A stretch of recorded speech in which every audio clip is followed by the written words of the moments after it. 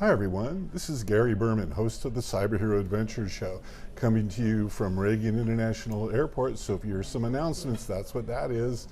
And we have a very, very special briefing today with Dr. Georgianna Shea. You know, part of your background and your passion is innovation.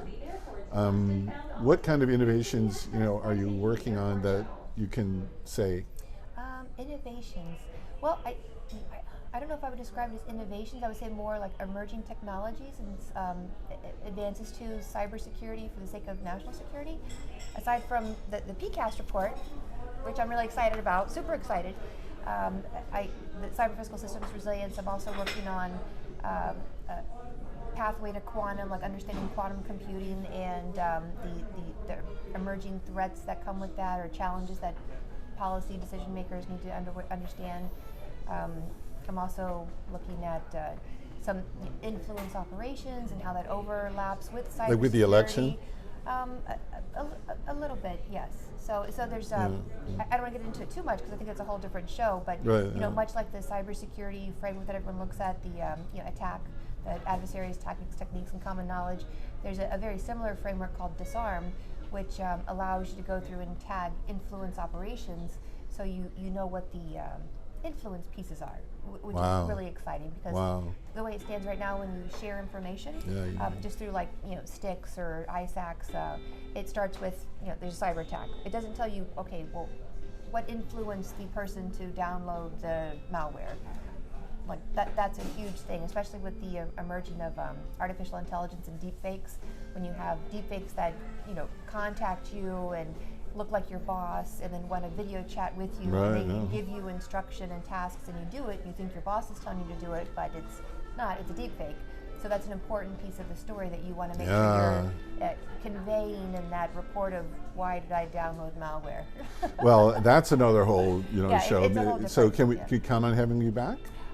You don't have to say yes. I'll say yes. I just want to make a plug that we now have a person that's kind of taken a lot of that work from me, and I'd love to recommend him for the show. Yeah, great. Let's we'll do that. Is there anything else you want to say in closing about the report, which I'll hold up again? I'm super proud of it. I'm very excited. I was telling people it's like Christmas with all the technologies that I wanted to see in here. You've got SBOM, your software bill of materials. You've got CIE, your cyber informed engineering. You've got the GRF, the Global Resilience Federation's Operational Resilience Framework referenced in here, which is where the minimal viable product and service came from. We've also got the Cyber Observatory, which I love.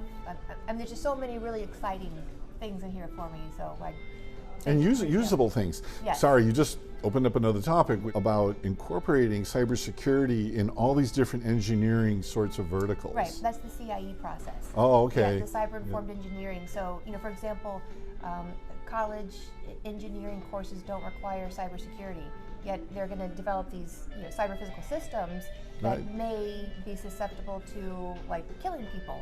The example I'll use there is if you're at a water treatment plant and you've got the fluoride they put into the water. If a hacker were to break into the system, they could dump that entire reservoir of fluoride into the water, causing the entire municipality to be killed, get sick, have all kinds of dire consequences. But then from an engineering perspective, you could say, well, just make that cup that holds it smaller so that it's never a lethal dosage that gets dumped in, and then you change the processes and you refill it, 5 times a day or however many times it would take, so it's not lethal. Wow. Well, Dr. Georgianna Shea at fdd.org. And as I said, we'll have a place that people can download the report. On behalf of a grateful digital universe, thanks for who you are and for what you do, and most importantly, why you do it. Thank you. And to our audience, stay tuned for more of the Cyber Hero Adventure Show.